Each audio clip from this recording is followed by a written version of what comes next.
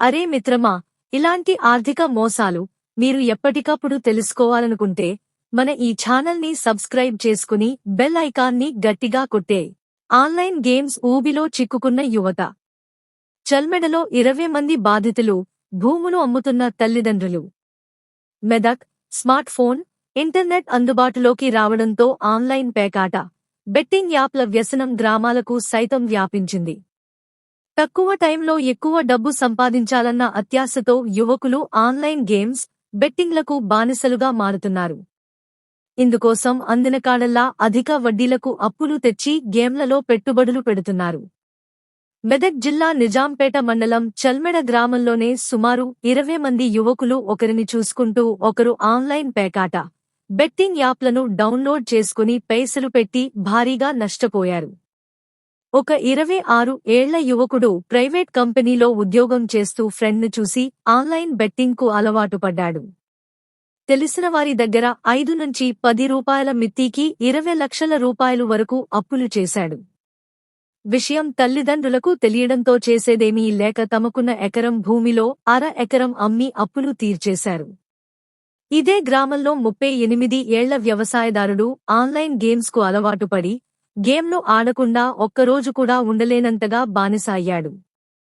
గేమ్లలో పెట్టేందుకు తెలిసిన చోటల్లా అధిక వడ్డీకి అప్పులు చేశాడు. ఏడాదిన్నర కాలంలోనే అసలు, వడ్డీలు కలిపి సుమారు ₹1 కోటి వరకు అప్పులయ్యాయి. అప్పులు ఇచ్చినవారు ఇంటికి వచ్చి ఒత్తిడి చేయడంతో 2.5 ఎకరాల భూమిని అమ్మి కట్టేశాడు.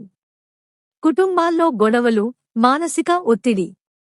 ఆన్లైన్ గేమ్స్తో యువకులు ఆర్థికంగా నష్టపోవడంతో కుటుంబాల్లో గొడవలు అవుతున్నాయి. పిల్లలు, తల్లిదండ్రుల మధ్య, భార్యాభర్తల మధ్య గొడవలు పెరిగాయి.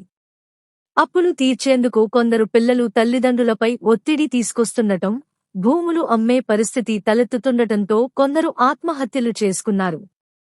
ఆ పిల్లగాడు ఫోన్లో గేమ్ ఆడి మస్తు పైసలు పోగొట్టిండట. మస్తు అప్పు అయ్యింది. కొంత భూమి అమ్మేసిండు, అయినా ఇంకా అప్పు ఉందట. ఇంకింత భూమి అమ్మితేగాని అప్పు తీరేట్టులేదు అనే మాటలు చల్మెడ గ్రామంలో వినిపిస్తున్నాయి. నిజాంపేట ఎస్ఐ రాజేష్ మాట్లాడుతూ, యువత బెట్టింగ్ యాప్లు, ఆన్లైన్ గేమ్స్ జోలికి వెళ్లొద్దని, అప్పుల ఊబిలో చిక్కుకోవద్దని సూచించారు. గ్రామాల్లో అవగాహన కార్యక్రమాలు చేపట్టి అధిక వడ్డీకి అప్పులిస్తున్న ప్రైవేట్ ఫైనాన్స్ వ్యాపారులపై కఠిన చర్యలు తీసుకుంటామని తెలిపారు. జాగ్రత్తలు, సూచనలు. ఆన్లైన్ గేమ్స్, బెట్టింగ్ యాప్లు డౌన్లోడ్ చేయవద్దు, అవి అప్పుల ఊబిలోకి నెట్టేస్తాయి. అధిక వడ్డీలకు అప్పులు తీసుకోవద్దు. ఆర్బీఐ రిజిస్టర్డ్ బ్యాంకులలో మాత్రమే లోన్ తీసుకోండి. అప్పులు తీర్చలేకపోతే బ్యాంకుతో సంప్రదించి రీస్ట్రక్చరింగ్ ఆప్షన్లు అన్వేషించండి. వేధింపులు వచ్చినప్పుడు 1930కు కాల్ చేయండి. మానసిక ఒత్తిడి వచ్చినప్పుడు 104 కౌన్సెలింగ్ సెంటర్ సంప్రదించండి. చైల్డ్ లైన్ 1098 ఉపయోగించండి. సైబర్ మోసాలు జరిగితే వెంటనే 1930కు కాల్ చేయండి లేదా cybercrime.gov.in లో ఫిర్యాదు చేయండి. బ్యాంక్ స్టేట్మెంట్లు, లావాదేవీలు రెగ్యులర్గా చెక్ చేయండి. 2 ఫ్యాక్టర్ అథెంటికేషన్ ఆన్ చేసుకోండి.